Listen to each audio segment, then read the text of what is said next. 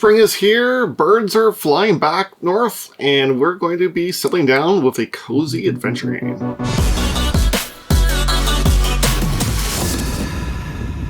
Hi, I'm Will. This is Cardboard Matt.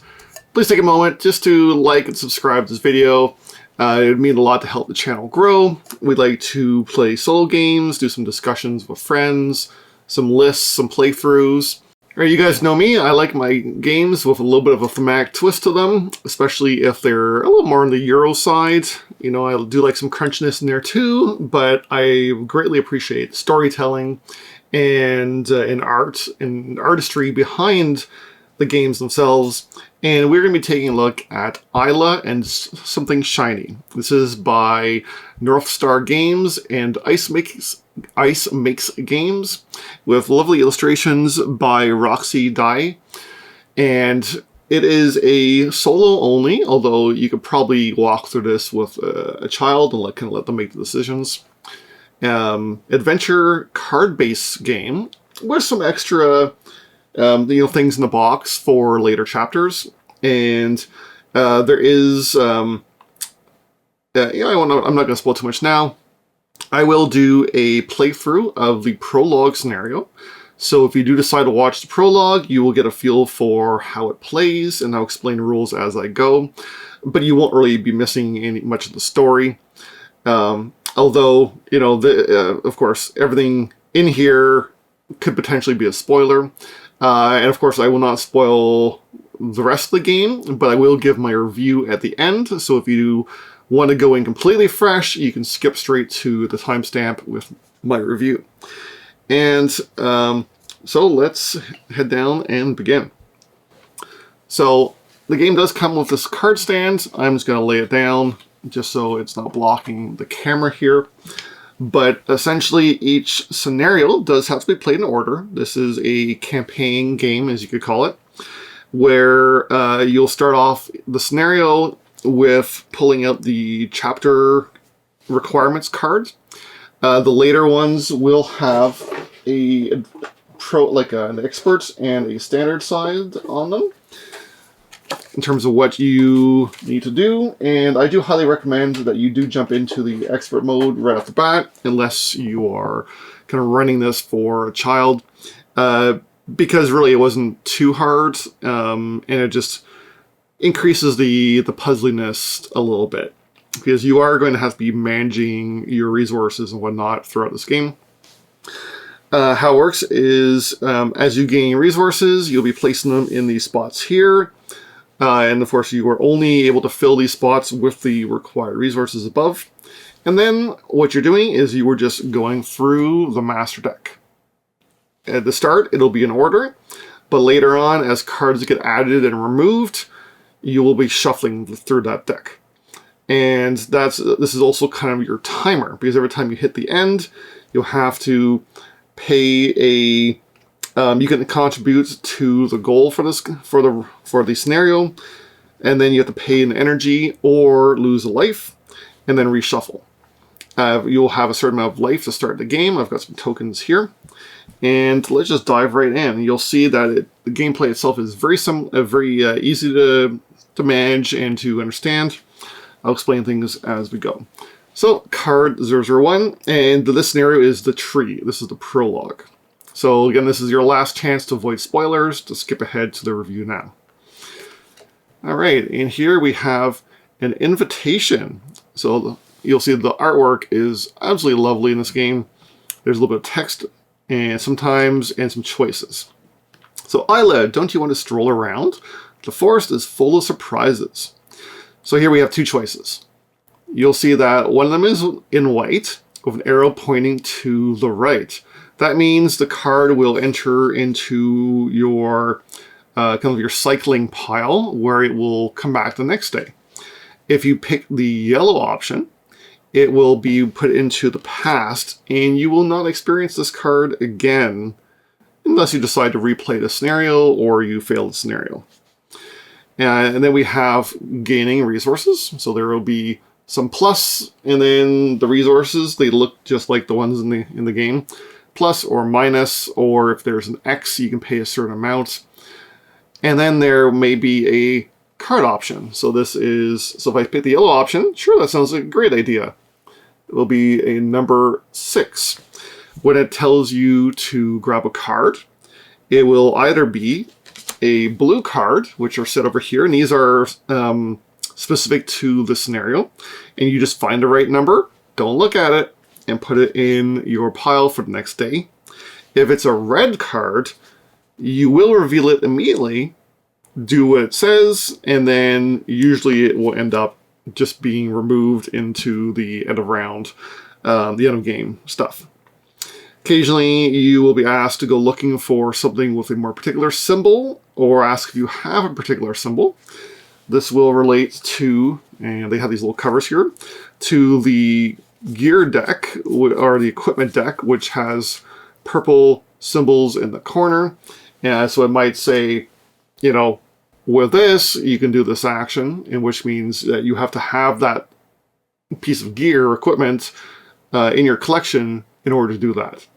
And then, again, minor spoilers, you will potentially have some abilities, which will be have letters starting off with an S and then some numbers. And these abilities are things that you can potentially do during the game. Same for the equipment. Some equipment can be activated. Some is just be used as modifiers for stuff. And some equipment is also kind of one-time use. And of course, plenty of it will maintain throughout the game, because you will keep equipment and abilities throughout the game, and that will open up various paths and things. So, you know, maybe let's dawdle for a while. So we'll say, but I like it here with you, great tree. So this will come back tomorrow, and I'll take myself a carrot. Number 2. All right, the Great Tree's company. How would you like to spend the day, dear? I can play hide-seek, which gives me 2 energy, or I can listen to stories, which gives me an energy and a book.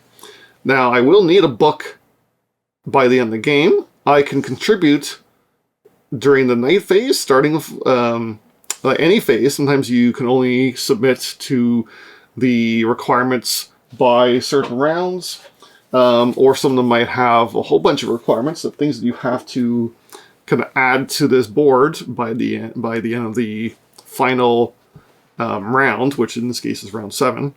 So I will need a book, so sure. And you know what? I love hearing stories. So let's grab an energy and a knowledge, which is represented by the book. We'll go on to the next card. All right, harvesting carrots. So pull it out of my hands, gives me 1 carrot. But see, here's an example of the tool icon. There's a picture of a basket here, and it says dig them out with tools, and I get 3 carrots. So if I had that item, I would take the lower option, but of course I don't, so I'm just going to take a single carrot. You will see also there are some conversion tables printed on the board. At any time, you can spend 2 carrots for an energy, or 5 knowledge for a magic. And you cannot go back and forth that way. All right, next card. Working part-time. So earn coins by keeping the forest clean. So I can earn just 1 coin, or I can spend energy to get 3 coins. Well, I'm getting low on energy, but I have 2 carrots. So maybe I'll spend the energy as a, good hard little worker and gain myself 3 coins. And this is going to come back. So as I'm playing, I'm going to be remembering not necessarily the order they're in, but I will be re-encountering these things again. And then the last card for the round, Mr. Deer's Grocery. Hello, little one, how may I help you? So I'm here to get some food. I can spend coins for food, and there's an example of an X coins for X food, or sell carrots for money. I need some energy, or I'm going to lose a life. So I'm going to keep my carrots. So this is going to go in a pile, and I'm going to spend 2 carrots for an energy, and then it's now the end of the round. There's no more cards left in the deck. So that energy, oh yeah, I'm going to submit a book, because I can do that. Now I can spend 1 or 2 at a time. And I'm going to spend an energy or lose life. So there's my energy. It's also a way to track the rounds. Then I take my deck of cards, give it a quick shuffle, and then let's continue. Next day, number 4, let's see. Okay, do I want to work part-time again? I don't have any energy left, so I'm just going to gain a single coin by chilling in the shade. Nice, make money by doing nothing. And we're at 5 now, I'm at the grocer. Do I want to spend money on food? Maybe not yet. I think I've got... You know, I'm gonna buy 1 carrot, because I know I can get 1 more carrot. I don't know if I'm gonna be able to get energy. And then we'll come up here, number 3. Let's see, there's the carrot. I am harvesting carrots. Still don't have a tool to work with that. And then here, an invitation. So, do you want to stroll around? The forest is full of surprises. I think this time, I think it's a good idea. So we'll take card number 6 and add it into the pile. See, on the day, I did not gain any energy, so it's a good thing I bought the carrot. So to convert those 2 into energy, and then add that to the end. Now we shuffle, and this is what I call the Robinson Crusoe shuffle, where you cannot look at the cards because you don't want to spoil the order of what is there. Oh, okay, number 6 is on top. Alright, where am I? This place looks unfamiliar. Ooh, getting spooky. And I'll lose a heart. That's not good. And take 2 fear, which is a resource that largely will clog up your area because you cannot discard. It's the only resource that you cannot discard, and you must find a place for it. It says, ouch, something hits you in the head. It goes over here, and then we draw card number 9 from the red. And these are going to be 1 time, and then they disappear. Unless it says otherwise. Falling apples. You look up and find apples falling from the tree. How did I get them apples? Okay, so I gain 5 carrots, because I'm keeping the apples. Carrots, of course, is just food. Obviously, the bunnies eat more than just carrots. And then add cards 7 and 8 to the pile. Okay. All right, number 5. I want to buy some food or sell some food. I have no idea. Maybe I'll sell 1. I don't know if I'm going to eat the food or not. Sure, we'll do that. Number 3. Oh, here's my harvesting food again. Let's convert 2 food to energy, and then I'll harvest the 1 food. So that way I still have space for 1, and I got some energy. And then, do I want to work hard? I don't have room for the money anyways, so I'm just going to take the 1 coin. And now, it's the end of the day again. I got to spend the energy or lose life. I have no books yet to contribute. So we're on to the next day. I think 4 days left before I lose the round. Of course, this is the prologue. I don't know if you actually can lose it, but you will see. Okay, all right. Number 5 is first. Buy some food. I'm gonna pass. I got lots of food right now. There's a few of these like helper kind of cards that show up that you'll see a bunch. Chill in the shade. I am full of resources right now. I can't do anything. Garden. I'm also not going to garden. I got lots of food anyways. Okay, first new card. Mr. Owl's Collections. Good day, Eila. You're just in time to browse our new arrivals. I can spend 2 coins for a book. Perfect. So I'll buy some new books. Add that in here. And then number 8, here we are at the crossroads. Ooh, turn left or right. So here we have some clues on the cards. There's looks like a bear and an acorn. Maybe, oh, it's pretty dark in there, but there's nice some flowers over on the left. So let's turn left. So that gives us book card 10. Okay, Chef Bear's Diner. Do you fancy a bite, Eila? He looks like quite the chef here. I'm not sure what he's making. I think he's just dusting. So I can spend food for energy.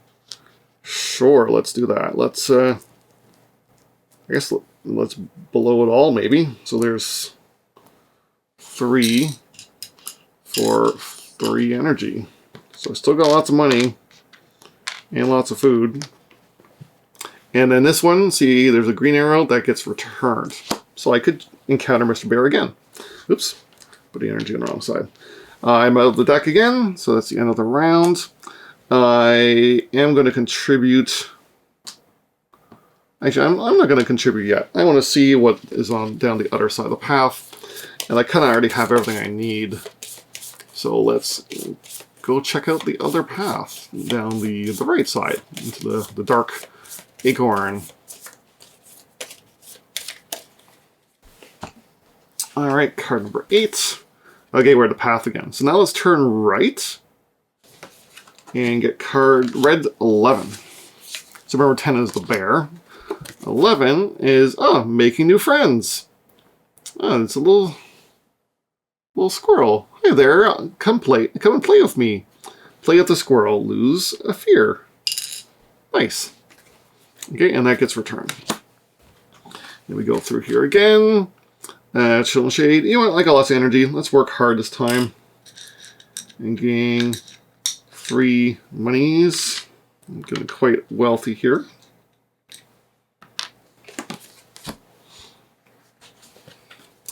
Alright, buy a new book.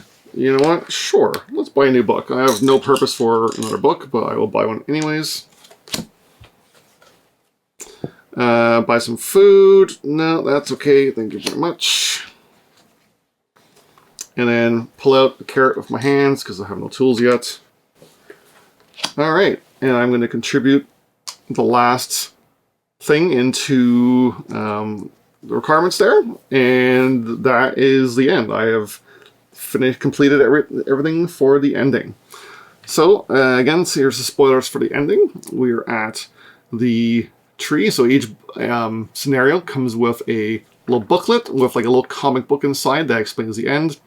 There are often kind of comics in the main rule book. I don't think there was one for the prologue. Hold on, let's not spoil anything. Yeah, so so there are some comics that you could read first to kind of prelude, maybe even set up a little bit for the chapter. So don't read too far in the rulebook, and then read the ending. So here we have, so he's relaxing, he's falling asleep by the tree, cute.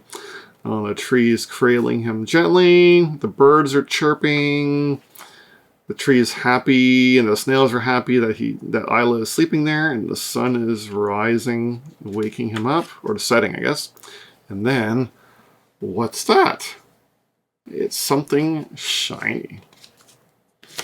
And that is it. So, the prologue scenario is really just to introduce you to the core kind of mechanisms of the game. And I will kind of go over that a little bit more. Maybe I'll give my review a little bit here. So this is not quite a full review yet, but before we get into the spoiler-free territory, the game does come with some dice for some very simple dice-based combat. It's pretty much just roll the die, count the numbers, add any modifiers. Do you meet the threshold? Yes or no. If yes, something happens. If no, something else happens. And the cards, of course, explain all that. And then there's a nice win token, which is only sadly used as a tracker in one scenario. So you won't get to use it a whole lot, but that's kind of where it is. And then later on, you will be getting, like I said, aside from the equipment and stuff, you will also be gaining these H cards, which are habits. And the game kind of explains these a little bit in the beginning. Habits is, think of it like brushing your teeth, but not so generic as brushing your teeth. What's a better example? Maybe like practicing the piano, right? If you are a piano student, you practice the piano every day, right? If you're an artist, you draw a picture every day. If you are a YouTuber, you make a YouTube video every day, unless you're lazy like me and don't make them very often. These are habit cards that get added into essentially a permanent collection, and they always start off at the back of the yellow deck for the scenario. So they will carry throughout the game. So it's kind of like the habits you set in life will kind of carry through, and you may gain some more habits throughout, or lose some habits, but they are something that you will go and take with you. So now let's get on to the review. And that was a very quick playthrough of the prologue scenario, The Tree, for Eila and Something Shiny. It is a very short scenario, and it is missing some of the later mechanisms. Different chapters may add in different mechanisms in a small way kind of throughout, but you would probably see from watching the prologue how the game flow works. You do have a sense of planning, and this is going to come into part of the review here. From the mechanisms of the game, it really lends itself to remembering or having a decent memory for what you've seen already and what might be coming up, and the potential for the orders of that.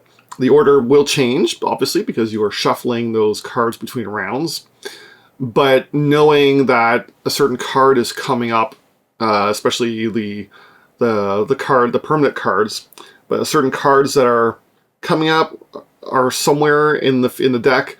You'll be able to rely on, okay, that is going to give me this, that is going to let me do this thing, and the different chapters play on that mechanism really well with adding interesting different factors into that, knowing, okay, if I can just hold on until this one card comes, or I'm going to save some resources for this card, which I saw before, and I wasn't able to use it all the way, but now that I've got the resources, I can finally get to use them.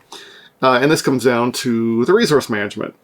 Even though there are, 16 spots here, it is still very tight for managing resources through the game.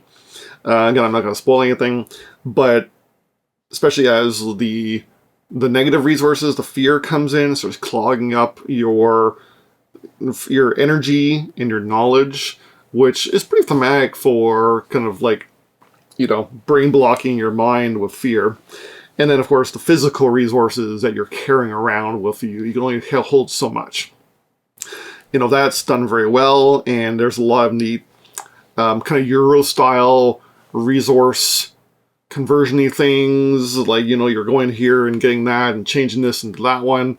That kind of builds itself into each scenario that kind of plays into those Euro sensibilities, Euro gaming style sensibilities, and I do appreciate that. It's not just a simple choose your own adventure. There's actually some management behind, especially if you play in the expert mode. And I mentioned this at the start of my playthrough in case you skipped it. Each scenario, as you progress through the campaign, does have a easy or standard and an expert mode. I do highly recommend you play in an expert mode, unless you're playing with smaller children, kind of walking through it with them as like a storytelling kind of experience. If you're playing on your own, do play with the expert mode. It will give you that much more challenge, and it really is doable. Very rarely did I actually fail a scenario even on expert mode, but I had to stretch myself a little bit more to think ahead. Now, so gameplay is very interesting. Components, let's go into components. Cards, just because of the size of the box and spacing, cards are kind of warping a little bit, which is unfortunate, but otherwise they're pretty decent quality cards. And the game has, a fair amount of cards in it.